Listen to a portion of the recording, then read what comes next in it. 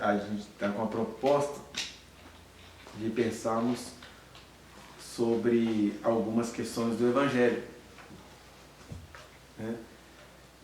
Então a gente já teve um encontro quando a gente falou sobre quem é Deus, qual Deus, né? Porque todo mundo acredita em Deus, mas aí a coisa vai se especificando. A gente já pensou também sobre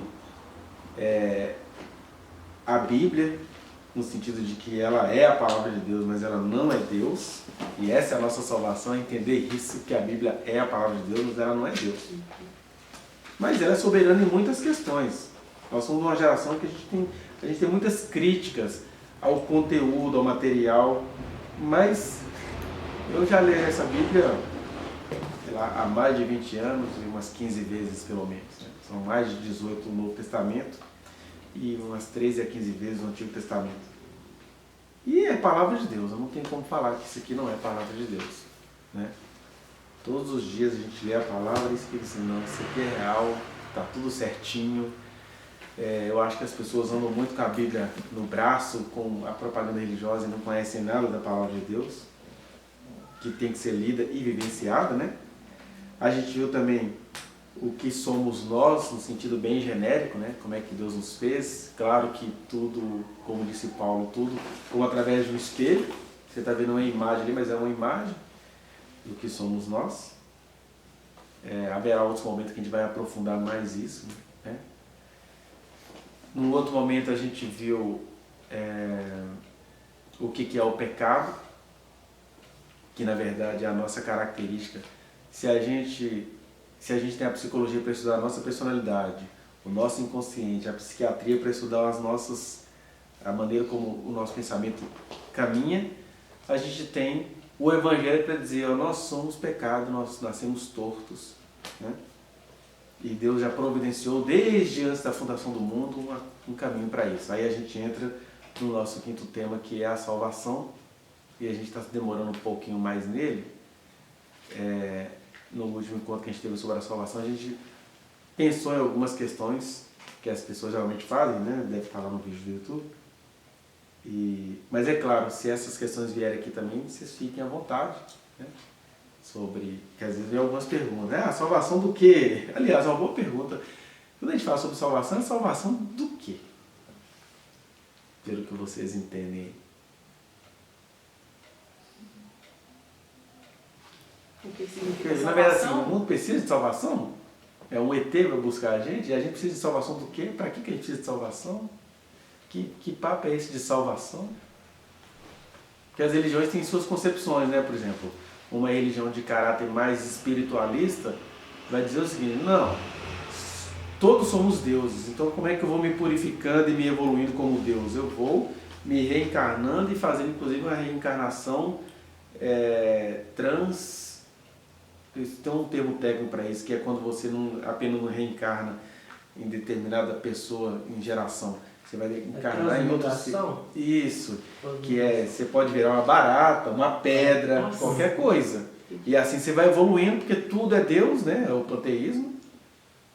As religiões mais espíritas, que são aquelas que estudam, tem um corpo teórico, né? Kardecismo, Bezerra de Menezes, eles vão entender o seguinte, olha, o amor de Deus vai se dar nas múltiplas reencarnações. E aí é a reencarnação de um ser humano para outro, até onde eu sei. Não sei se vocês mudaram essa teoria, né? Mas eu já cheguei a ler alguns livros do Kardec, o Evangelho segundo o Espiritismo, o Livro dos Espíritos, o que é o Espiritismo, e aí você vai a fundo nas questões. E aí, resumindo, ele vai dizer isso, que Cristo é o maior exemplo do ser humano, e para a gente chegar na estatura de Cristo, no Espírito de Luz, você vai evoluindo, vai consertando. Aí tem explicações para todas as coisas, né? Então, por exemplo... O Espiritismo tem. Porque eu já frequentei, já sabe. Isso.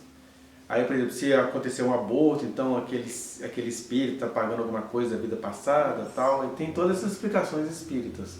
E aí as pessoas vão crendo como podem, né? Eu não consigo dizer que eu consigo acreditar nessas coisas, por quê? Porque eu fui na mesma fonte que o Espiritismo usa, como Bíblia, Palavra de Deus, etc. E aí, estou falando isso tudo porque a gente está falando de salvação. Porque, primeira coisa, em Cristo, não há reencarnação, há ressurreição, né? E a diferença realmente gritante. Na reencarnação você vai ter que ficar evoluindo em vários outros corpos e histórias, né? E na ressurreição, nós temos até essa tradição, né? No carne é carcaça, o corpo passa. O corpo passa no sentido de que o que veio do pó vai tornar pó, né? Mas na verdade o corpo nem é resultado da queda. A gente tem uma herança teológica que diz que esse corpo é resultado da queda. Eu perdi o contato com Deus, agora eu fiquei confinado no corpo. E não, o corpo é a minha personalidade também. Eu tenho essa face, eu tenho esse sorriso. Ela tem a cara da passagem, né? A Laís me viu alguns anos atrás de barba, mas ela era toda preta. Agora a minha barba está mais branca do que preta. Mas tem uma expressão, tem um olhar, tem um jeito de dizer, tem heranças biológicas. O corpo está aí. Eu tenho um jeito de dizer as coisas. Eu tenho as minhas esquisitices que viraram dom espiritual, né?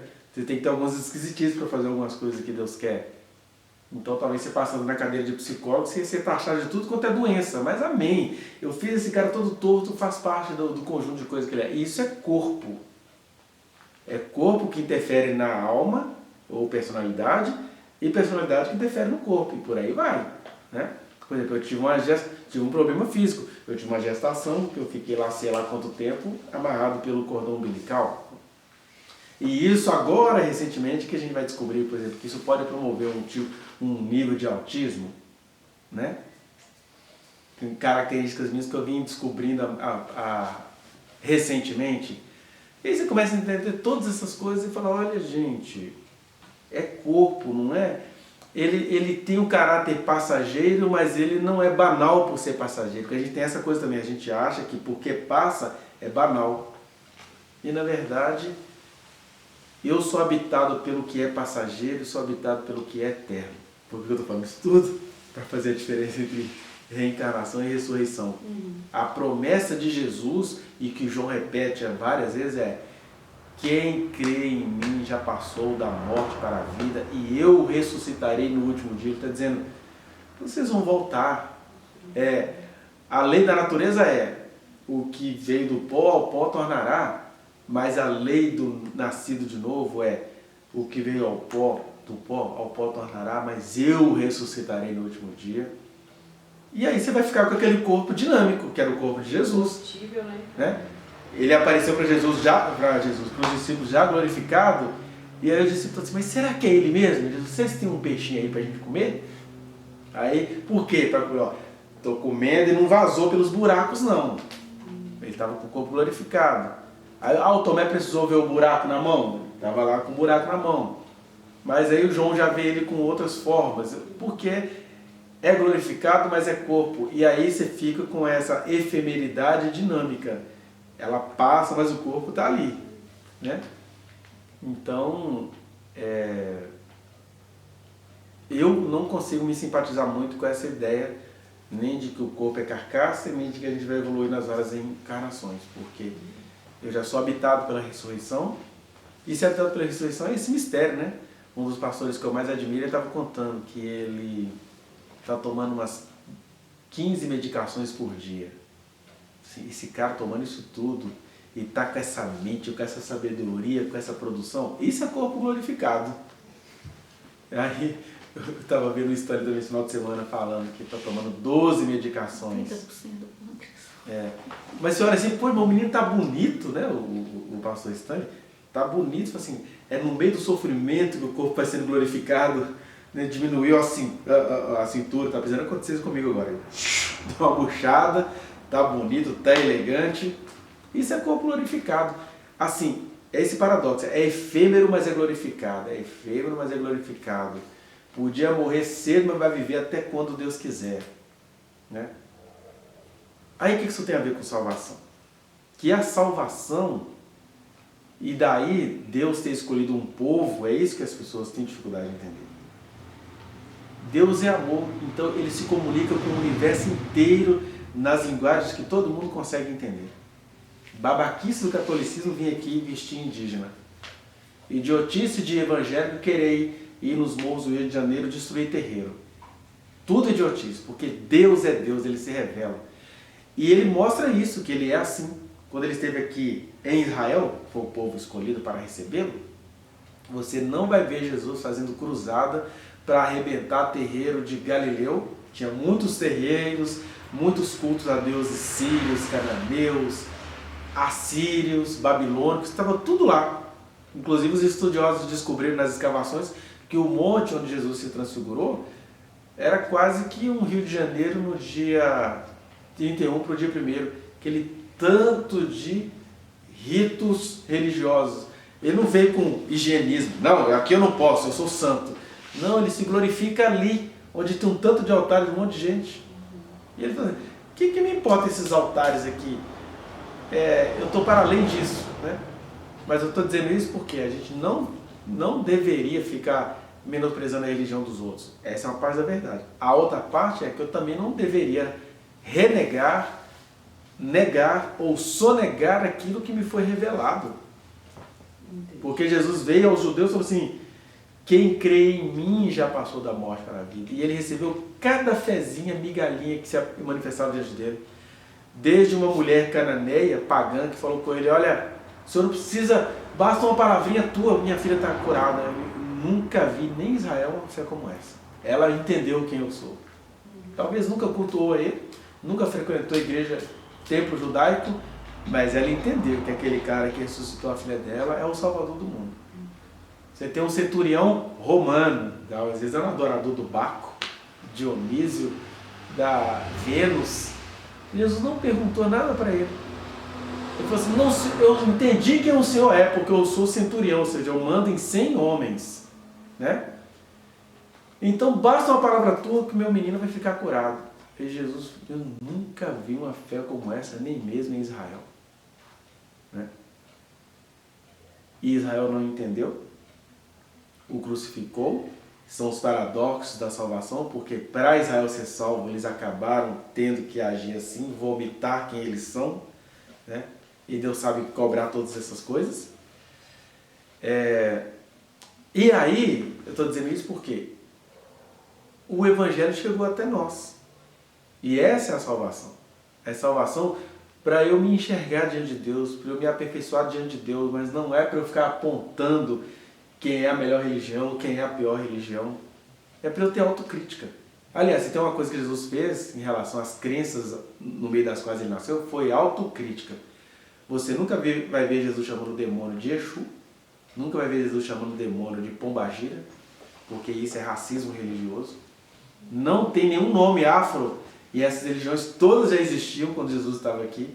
Né? Etiópia tinha muitos contatos, né, com Israel, vários povos africanos. Jesus não fez nenhuma alusão. Agora, dentro de Israel, as palavras deles eram tão amorosas quanto ásperas, porque o que ele falava para as autoridades religiosas? Raça de víbora, cegos, guias cegos, hipócritas, serpentes, até chegar no filhos do diabo, porque é autocrítica. Eu tenho que entender todo dia que eu é que me torno filho do diabo se eu não me aproprio para o meu benefício, para a minha salvação das verdades que Deus me ensinou. Eu é que sou o diabo. Por isso que eu estou falando do Cláudio Castro. Se ele é crente mesmo, ele é um diabo de não sentir peso na consciência de matar 22 pessoas que pagavam impostos para ele ser governador. Vamos pensar assim tecnicamente. Né? Aí Jesus criticava essas pessoas. Agora, as pessoas que não tiveram ainda esse entendimento, né, nós falamos disso no último encontro sobre essa questão da salvação, da predestinação, são situações dinâmicas. Eu sei que eu fui predestinado para entender essas coisas aqui agora, mas isso em nenhum momento me dá o direito de zombar de quem eu vejo que não consegue entender. Sim. Né? Eu tenho que ter crítica interna. Né? Eu ando com gente aqui que uma hora eu preciso pegar a pessoa e falar, você não entendeu isso não? Porque é o que Jesus fazia. Né? Falava com os apóstolos que andaram junto com ele. Ô geração incrédula e perversa, até quando eu vou suportar vocês? Jesus nunca disse isso para um romano, para um africano, para um grego, mas para os apóstolos que andavam com ele falava assim, porque a gente tem de ter autocrítica. Né? Então às vezes, o Leleque fica aí falando dos outros. Eu tenho que exercer minha autocrítica contra mim todo dia. eu sou o meu maior crítico todo dia, porque a salvação me alcançou. Então, se eu não estou olhando para mim, eu não tenho aptidão para, né, para amar os outros que não conseguem entender as verdades que me foi concedido entender. E sou covarde se não falo com os amigos da caminhada. Cara, já dá para você dar uma avançada, né? Paulo fala isso. Paulo não, né? O escritor aos Hebreus fala isso em Hebreus 6. Olha, considerando o tempo decorrido, vocês deveriam estar comendo, era tropeiro espiritual, era churrascada espiritual, mas eu vou ter que voltar com vocês com o assunto de leite, batismo, ceia, não sei o quê. Aí está falando para um pessoal que era teólogo, que já deveria... E não é teólogo que eu falo de teoria, não. Que os teólogos estão entre os piores ateus que eu conheço. Estou falando de gente que... O conhecimento que a gente tem de Jesus deveria fazer da gente pessoas sábias, sensatas, apaixonadas com a existência. Como é que eu entendendo que tem uma coisa espiritual aí, eu vou ficar... Gente, ó, você tem que ter sabedoria. Não fala isso agora, não. Porque os caras acham que a gente está querendo ganhar o mundo, né? Você não quer ganhar o mundo? Então você tem que fazer alianças, faz amizade. Gente, eu não quero ganhar o mundo. Primeira verdade que eu falo para mim todo dia. Não estou afim de ganhar o mundo, não quero ser presidente do universo, não quero ser presidente do Brasil, não quero ser presidente de nada. Eu só quero ser fiel àquilo que eu recebi do Senhor. Ele me deu uma palavra, vou falar. Ela vai chegar em alguns lugares como pedrada, em outros lugares como rosas, pétala de rosa. Né? Ah, mas você nunca vai a lugar nenhum que você não tem estratégia. Eu não tenho que ter estratégia para isso. Né? Porque se teve um que não teve estratégia foi Jesus. O que ele ganhou sendo fiel como ele era? Ele foi parar na cruz. Né? Então, isso é a ausência de amor? Não. Os evangelhos vão dizer isso. Né? Então falava-lhes por parábolas para cumprir o que fora dito pelos profetas. E ele estava falando, se referindo a um juízo histórico que ia cair sobre Israel. Né? Eles iam ouvir e não entender. E aí eles iam entender só de determinada forma. Agora, não era uma estratégia de Jesus, porque ele queria fazer alianças, porque ele tinha que chegar em determinado lugar. Não era isso. Né? Até porque, gente, sinceridade na vida é uma coisa tão cara que quem foi transformado pelo amor de Deus de verdade entende o que eu estou falando. Então não vai vir que assim, mas o jeito de falar está muito ofendido, ainda não foi contemplado com o amor de Deus. Não tem saída. Né? Porque Jesus ele não se fazia de rogado, não. Ele era aquele cara que ele chegava no templo, lá Lucas 4 mostra isso. Chegava no templo, educado, cumprindo as formalidades, leu o texto, entregou para o assistente, assentado, começou a falar. Aí ele está falando as coisas que ele tinha de falar. Que se ele não fala, quem é que ia falar? Não tinha meio termo, né? Aí ele falou, o pessoal está aqui, o gostosão. Aí ele já se antecipa, porque ele está falando com quem? Com um povo que deveria saber alguma coisa, né? Certamente vocês vão me citar aquele provérbio, médico, cura-te a ti mesmo. Pois eu digo a vocês, tinha muitas viúvas em Israel na época do profeta Elias, pois Deus fez ele ser sustentado por uma lá de Sarepta, uma cananeia.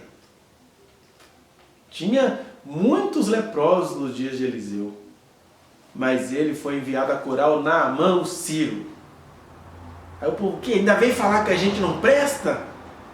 E aí aquele evento tinha que ser assim. E aí ele vai dizer em João 16, olha, foi assim comigo, vai ser assim com vocês. Nossa, o que isso tem a ver com salvação? Salvação é você entender esse risco que a gente corre, mas salvação também é entender que quem nele crê jamais será confundido. Né? E como é que eu sei que eu não vou ficar confundido? Porque eu sei que eu não quero ganhar o mundo, então não tem que ter estratégia nenhuma. Né? Mas você quer ganhar corações? Também não, eu não sou Deus. Eu não sou Deus para ganhar coração. Eu sei que eu tenho que semear com amor, com carinho, com critério e com fidelidade. Mas no Brasil, você semear com fidelidade, isso é quase que um crime. O Brasil, ele ama a infidelidade. Não, cara, não...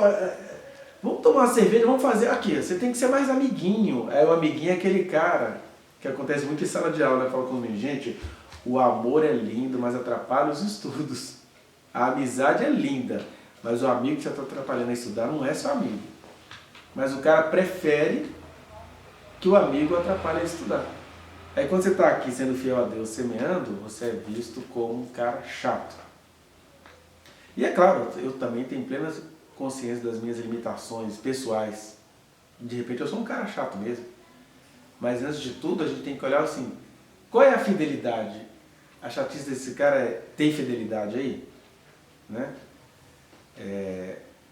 Porque quando a gente entende que a pessoa está sendo fiel a Deus, gente, eu recebo tanta gente que eu não suportaria no dia a dia. Mas eu sei que o que o cara está pregando ali é bom, é de Deus, é legal. E aí a gente tem que receber. Então essa desculpa de que você é chato, que você tem que ter um jeito de falar, olha como é que você fala. Por isso que Jesus é o nosso modelo. Ele é a nossa salvação.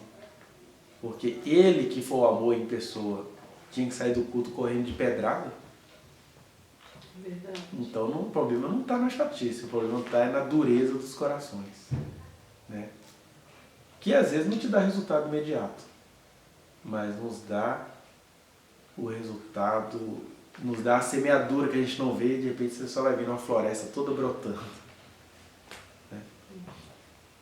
Então, salvação é nesse sentido de que nós recebemos uma revelação de Deus e a gente não pode economizar nesse sentido. Né? Tem gente que tem essa habilidade do dia a dia, de ir num bar, de conversar, né? Foi lá com a cara e a coragem de falar tudo que ele pensava em relação aos judeus e morreu, inclusive, sob a supervisão de Paulo.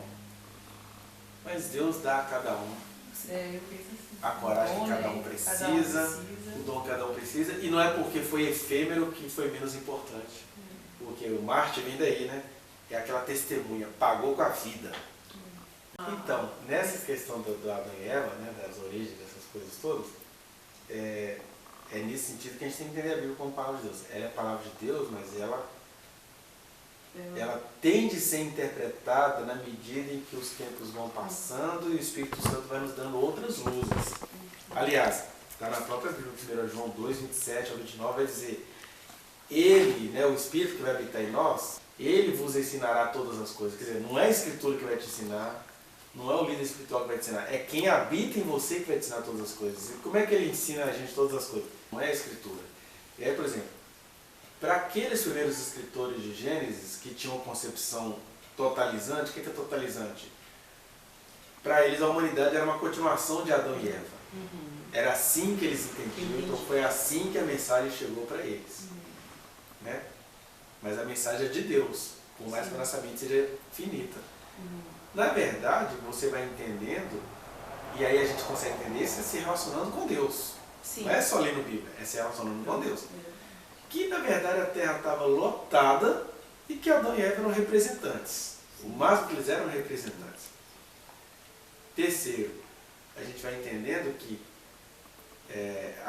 nós não estamos pagando pelo que Adão e Eva fizeram de errado. Eles foram os principais, digamos assim. Na verdade, a gente é assim. Como é que eu sei disso? Porque o texto vai dizer, são pelo menos 3 textos que nós lemos no último encontro. Vai falar isso os apóstolos, né? Pedro, o Paulo e o João.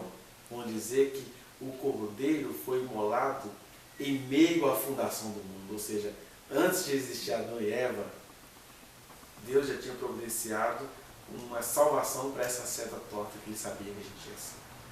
Né? Então, Deus não tem nem problema, digamos assim, com o pecado. Deus tem problema com os nossos delitos, que a gente sabe da nossa limitação e a gente passa a gostar disso. Isso. É exatamente isso que eu estou falando, tipo, da acha maldade, legal já tem a maldade desde o início. Então, né?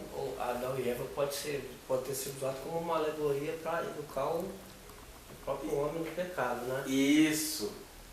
Que naquela geração entendia as coisas assim. assim. Meio assim a concepção de ter um homem, uma mulher no paraíso, às vezes fica um pouco... O paraíso estava lotado de gente. Mas eu nem olhei por esse lado. Eu falo pela paz que tinha, né? Tipo assim, que ele foi que é uma parábola também, né? Tipo isso, é uma parábola no assim, sentido da maldade. Que eles habitavam no Jardim do Éden. O Jardim do Éden, ele é geograficamente localizável. O Jardim do Éden é o Oriente Médio. Isso mesmo. Tinha 4 rios, 2 existem até hoje, que é o Tigre e o Eufrates. Aquele lugar que era espiritualmente abençoado virou aquela bomba, aquela pólvora todo dia ali. Né?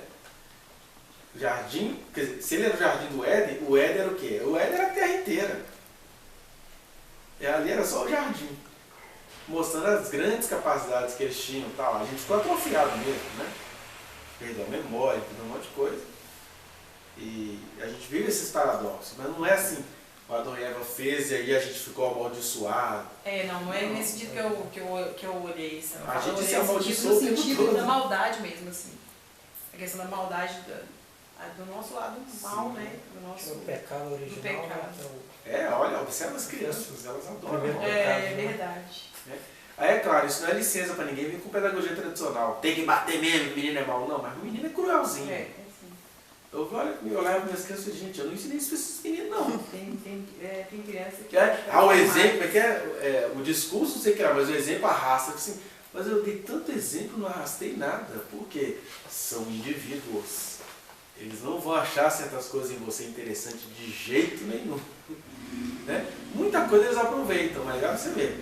Eu sei da educação que você deu para suas filhas, mas elas têm um olhar assim para o outro lado porque elas são indivíduos. Exato. E o papo delas é com Deus. E elas não são, tipo assim, meu espelho no sentido Isso. de, não é? Não foi a sua reprodução fiel. É. Porque elas são seres humanos e elas têm um papo com Deus. Né? Você está falando aquela questão da ressurreição, né, e reencarnação, né? Sim. Tem um livro do Humberto Gessinger que ele fala assim, notas mentais para uma próxima vida, porque acho que a pior coisa da próxima vida é você não ter lembrança da vida passada. É Humberto Gessinger ou Humberto Gessinger. Gessinger. Ele escreve esse livro e fala assim, notas mentais para uma próxima vida, porque é uma tragédia você não lembrar da vida passada, né? Porque igual eu fico pensando, pô, se eu estou evoluindo, quer dizer, então talvez a minha primeira encarnação agora, porque vai errar tanto assim, quando a gente vê criança, essa questão da maldade, assim. E aí como que a gente vê assim essa questão de como Jesus nos salva de nós mesmos, né? Da gente perecer por nossos próprios atos. Ele vem nos salvar, né? E até que a gente aprenda com nossos próprios atos, e se isso também tiver uma consequência assim, mas ainda assim ainda tem a salvação dele, né? De que a gente sai do jardim do Éden, né? A gente está num lugar agora onde cresce erva daninha junto de coisa boa, mas a gente com a dureza da erva daninha a gente se aperfeiçoa, né? Também. Então é uma coisa interessante essa questão da salvação ainda, e do corpo que vai ser ressurreto, não sei se vai ser esse mesmo aqui, mas ele me dá um corpo novo.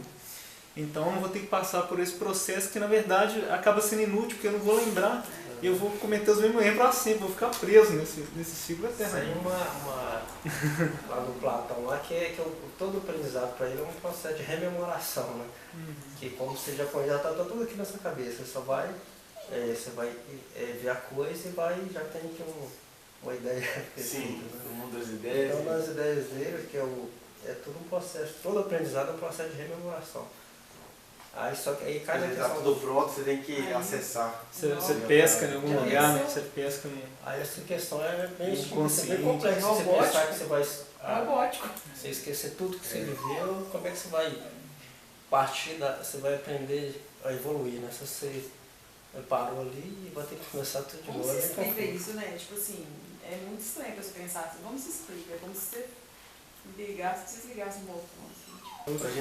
Só pra gente fechar aqui rapidinho, que aí a gente fecha esse assunto hoje, eu queria que a gente pensasse rapidinho que nesses elementos da salvação, eu vou chamar de elementos da salvação, mas é só pra gente conhecer um pouquinho esses termos, porque a gente acaba usando isso aí no mundo mais evangeliquez, né?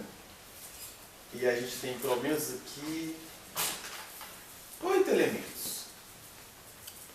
Então, a primeira coisa que a gente tem que entender, que é essa salvação que Deus veio nos trazer, né, que é a salvação de nós mesmos e do inferno futuro, depois a gente trabalha melhor essa ideia de inferno. O primeiro elemento é a graça, no sentido de que ninguém merece, na verdade ninguém não está nem perguntando por isso. Se você for olhar de verdade, as pessoas elas gostam de religião, elas não gostam de salvação. Elas gostam de se sentir salvas, mas a salvação como eu ser transformado, você vê isso muito na educação, né? É difícil você ser um educador no Brasil, porque o menino ele quer manter o senso comum dele, pronto e acabou. E você é um professor profundamente mal intencionado se você está jogando luz nas trevas dele. Aliás, daí até a palavra aluno, né? É o sem luz. Aí você joga luz, é que incomoda. Então, a graça nesse sentido de que a gente não merece, a gente até nem queria, Mas Deus que conhece as nossas necessidades, Ele vai dizer isso. Pela graça nós somos salvos. E isso não vem de nós, é dom de Deus, quer dizer, é graça dele. E aí a graça dele, não conforme as nossas formulações. Ah, eu sou salvo porque eu sou bonzinho. Ah, não, Deus parece que é amigo de malandro. Não, são várias coisas e diversos caminhos. Né? Eu estava falando aqui, por exemplo, do meu avô paterno, que morreu em meio ao alcoolismo. Eu não tenho dúvida da salvação dele, porque ele não conseguia entender o Evangelho. Mas ele foi salvo dentro daquilo que ele conseguia entender. Né? Ah, mas aí sem santificação ninguém verá o Senhor. Deus sabe providenciar a santificação em cada casinho. Né? Senão a gente fica igual o profeta Elias, que estava lá sofrendo mesmo nos lombos. Ele fala, Senhor, eu estou aqui de novo passando por isso, só eu fiquei. Eu falei, Elias, baixa a bola. Eu reservei para mim, isso é graça, reservei para mim 7.000 joelhos que não se dobraram a Baal. E às vezes esses 7.000 joelhos tinha um monte de sem noção lá, um monte de brutamonte, um monte de gente cheia de vingança, gente com raiva, mas quem reservou foi Deus, Deus que preservou. Né? Então nós temos essas nossas questões, isso não é para justificar mau caratismo de ninguém, é só para ficar claro para a gente que é graça de Deus. Que ele não fez um sorteio, não premiou ninguém, não é nada disso. Né? Agora, é claro, os agraciados, quanto mais entendem, por isso que a gente está tendo esse estudo aqui, quanto mais a gente entende esses caminhos, esses aspectos, e a gente se esmera, a gente melhora como pessoa. Deus não vai ser nem mais Deus, nem menos Deus, se eu abraçar ou não abraçar essa graça. Né? O segundo elemento é a fé, que ela vai acontecer, né? Porque Deus me salvou e isso é de graça. E essa graça dele, em mim, me faz de alguma maneira me interessar sobre o assunto, ainda que seja um interesse negativo. O que é o ateu? O ateu, ele é ateu em relação a Deus, ao Deus cristão, ao Deus bíblico, digamos assim. Que é aquela coisa assim, Deus mexe com guerra? Deus é com Cláudio Castro? Eu não quero nem saber de Deus. Eu me sinto melhor do que Deus, eu assumo isso. E às vezes esse ódio que o cara cria, porque, né? A Bíblia diz, Cláudio Castro, meu nome é blasfemado na boca do povo todos os dias por sua causa. Então, tem muitos ateus aí que são ateus graças a Cláudio Castro. Eu tenho uma concepção de ateu, que o ateu ele afirma a existência de Deus, né? Porque Isso. ele é contra alguma coisa, né? Porque essa coisa não existe, né? Exatamente. Até tem uma frase que é minha, cara, que eu falei para lá, eu contei para ela, é uma frase antiga, que é assim,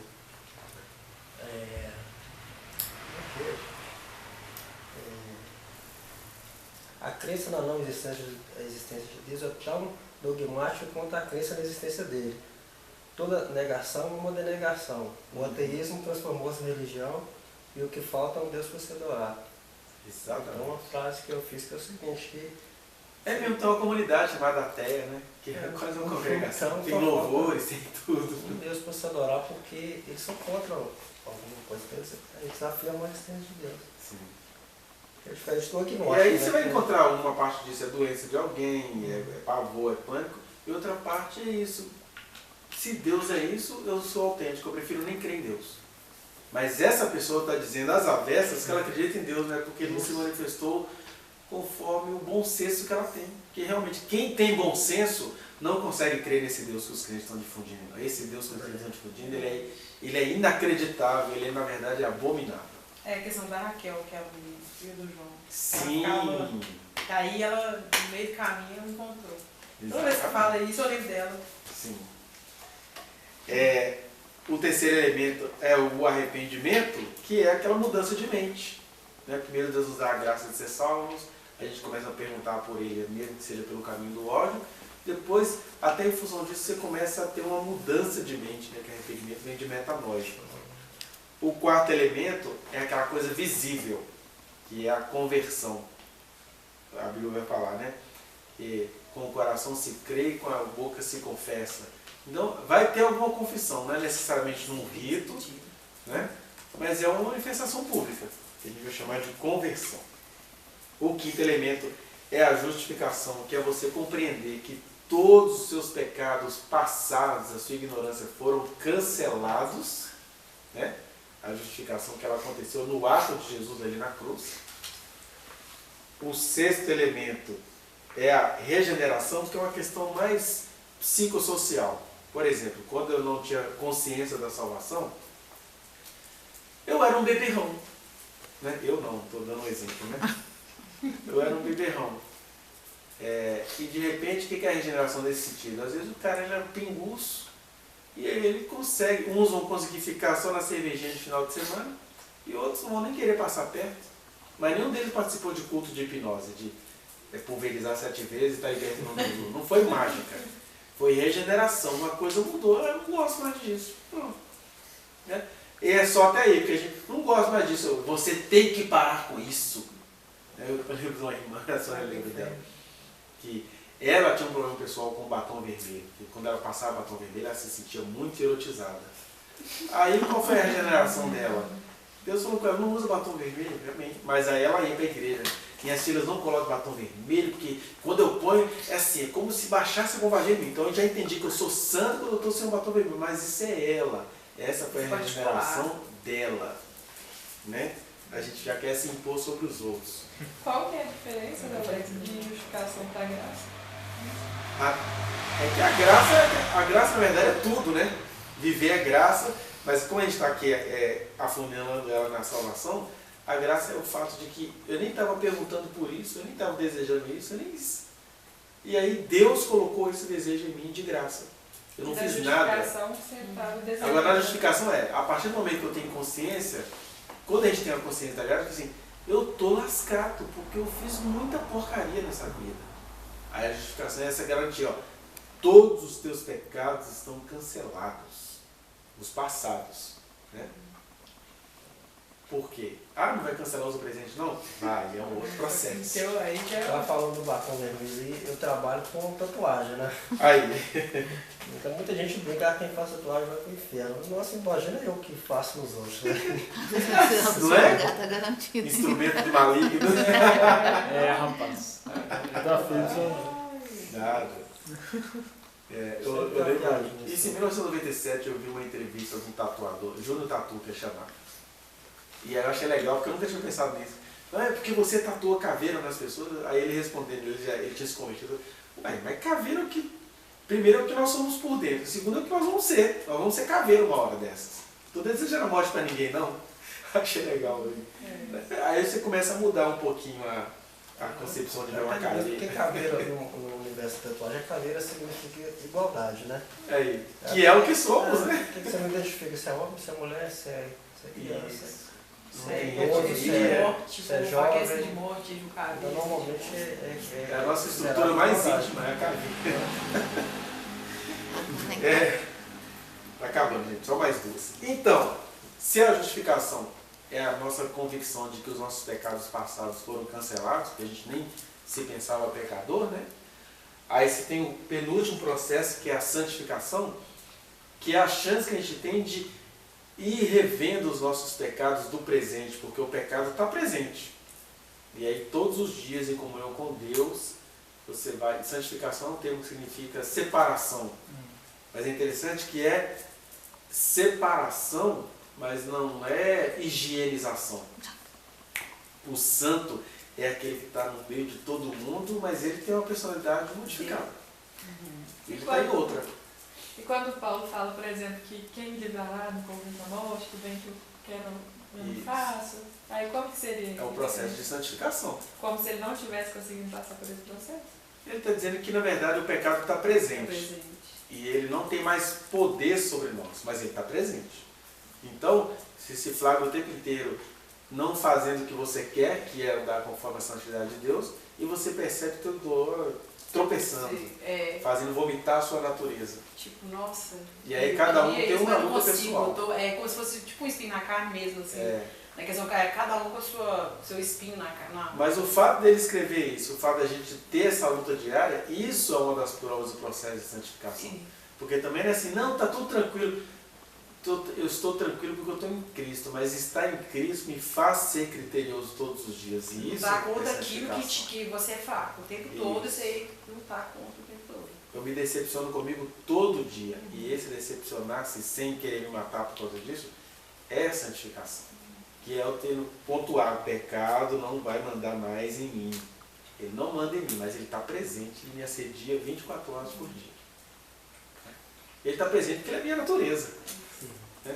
Então, é isso que às vezes as pessoas falam. Digo, porém, Gálatas 5:20 e 19, né? Andai no Espírito e jamais satisfareis a vontade da carne. Ele não está falando aí de espírito, que o nosso espírito é mais puro que a nossa carne. Está falando de espírito com E maiúsculo. Andai no Espírito que te habita. Deus não passou a te habitar? Mas essa luta de Deus que te habita com a sua natureza, né? Deus resolveu habitar em vasos de barro, e às vezes é barro no sentido bem pejorativo, né? Vasos de bosta. E aí fica a natureza lutando contra aquele que nela habita. Mas ande no Espírito, que você não vai satisfazer a vontade da carne até o fim, você não vai se tornar perverso, você não vai se tornar profano. Que foi, Natália? Então, aquilo, na verdade, quando ele fala, é uma admissão da luta. Então, admitindo que há uma luta que tem esse processo de santificação constante. Ele chega a falar, né, que o pecado que tenazmente nos assedia. O que é tenazmente? Ele vem com força e com precisão. Ele sabe ali onde é que ele te pega. Ele é tenaz. Só que ele também é processual. Ele é processual no sentido assim, às vezes um pecado que me assediava antes, hoje em dia revendo na minha consciência pelo processo de santificação. E isso você vai deixando vai de praticar. Ganhando outras caras. Assim. Vai ganhando outras caras. Uma coisa. Aliás, né? Tem gente que morre, tipo assim, vai até o final com o mesmo, tipo, lutando com o mesmo pecado. Eu já ouvi até, tipo... Isso que seriam os vícios, né? Mas o que você falou é importante, porque às vezes a gente não se flagra mais viciado em coisas que as pessoas se viciam, mas eu lembro até que uma vez eu peguei uma mensagem chamada Pecando Diante do Trono, foi na época que Jesus andava no sucesso. E aí eu estava falando com o pessoal que às vezes é isso, por exemplo, um pecado que crente costuma cometer.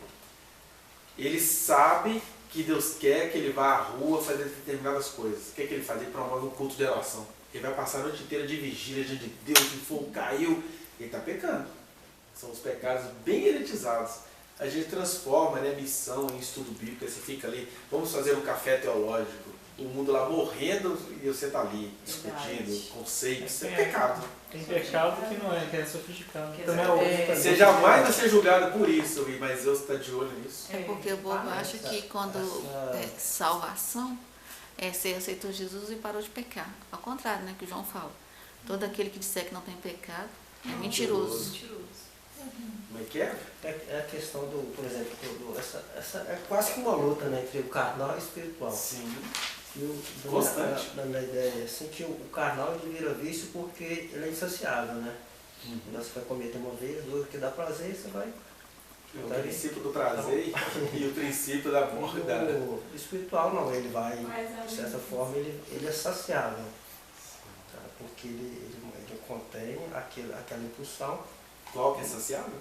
O espiritual. Ah, sim. Sim. Então, e aí vem a armadilha, né? Porque quando você ficou saciável, você volta pro insaciável. E tem essa armadilha também, né? De, tipo assim, às vezes a pessoa que ela tá ali no início da caminhada, as pessoas conseguem olhar para ela e apontar vários pecados. Mas à medida que ela vai caminhando, às vezes esses pecados morais, eles vão ficando para trás. E ela talvez vai sendo tentada até pela imagem de passar como uma pessoa sem pecados. Isso. Porque só ela mesma consegue avaliar os próprios pecados tão subjetivos que eles vão se tornando. Não descarados. E aí a gente corre um perigo. A gente vai ter que ter um estudo sobre santificação.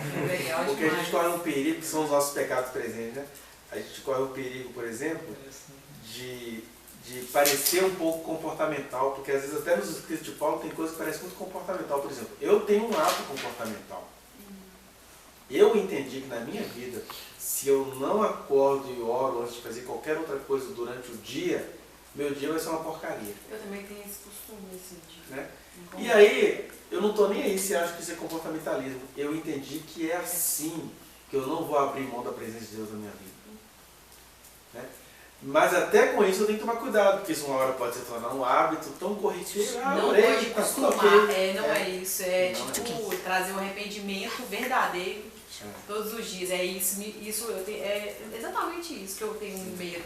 Mas às vezes tem que começar no comportamento mesmo. Eu estou com sono, vou orar rodando. Eu já fiz isso na vida, viu, gente? Se eu não orar andando, eu não vou conseguir orar. Então você vai andando, ora, tal. Então tem um passo, porque nessa santificação de espírito, alma e corpo, né? então tem hora que o seu corpo não está afim, mas você só tem aquele momento. Esforçai-vos. Diligência.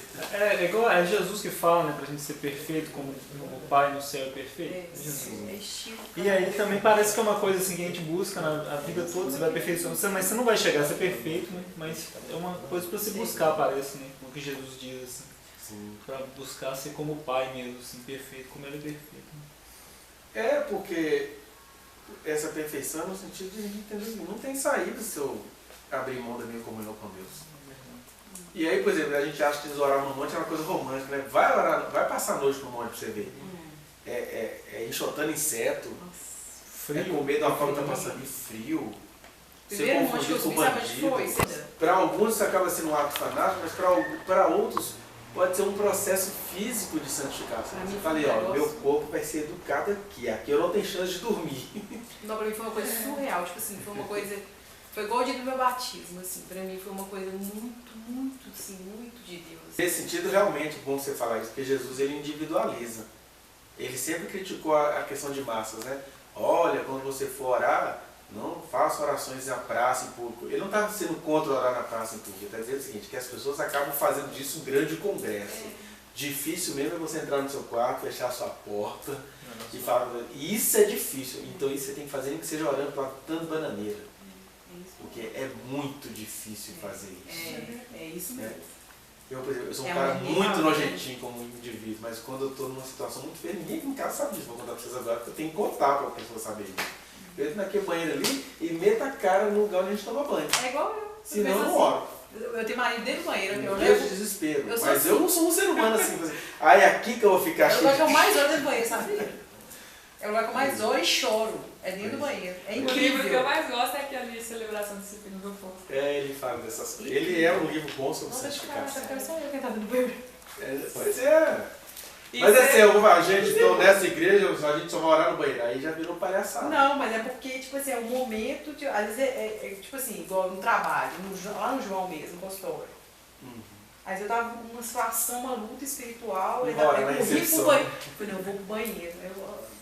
Banheiro. Aí já lá dentro do banheiro, tipo assim, às vezes a gente não tem nem tempo, por causa do dia, mesmo que você tem coisas marcadas. Já levanta, já vai tomar banho, já leva o celular pro banheiro, já coloca um louvor lá pra mim poder... Brilhante. Então, cara, se o ser humano ele se entrega ao vício nessa baixaria, por que eu não vou fazer igual a mulher cananeia? Eu vou catar migalha do meu pai, porque é muito melhor do que carreira brilhante. Não pode levar a Bíblia. Nossa, que deputado vai essa a carreira brilhante. Não pode levar a Bíblia e cheirar a Bíblia, igual que é pastor. Um lucinho, não. Só sinceridade de coração. A gente é higienista, né? Aí, não, mas Deus não precisa disso, não. Deus não precisa disso, mas tem hora que eu preciso fazer isso. E a gente também tem a impressão que a gente queria ser perfeito igual Deus é perfeito. Mas na verdade, quando fala ser perfeito, eu acho que é ser um ser humano perfeito, que significa andar com um ser humano apaixonado com Jesus. Né? Estando atrás do barranco. Isso. E por fim, gente, pra gente deixar vocês embora, a gente vai ter, eu vou elaborar um estudo sobre a santificação. Eu acho que tem. Aí por fim, porque ele ensina a santificação, por isso que a gente demorou nele, porque tem a ver com os nossos pecados presentes. Na glorificação, que é o último processo da salvação, é quando a gente está livrado, inclusive, da presença do pecado. Então você não vai ter mais como lutar com o pecado, porque ele não vai estar mais aí. Né? Até onde nossas mentes conseguem entender. Porque a grande glorificação é a gente andar eternamente com Jesus. Mas a gente não tem nem aparato físico para entender o que significa. Isso depois da isso é depois da ressurreição, né? Que para alguns é morte, para outros vai ser um arrebatamento.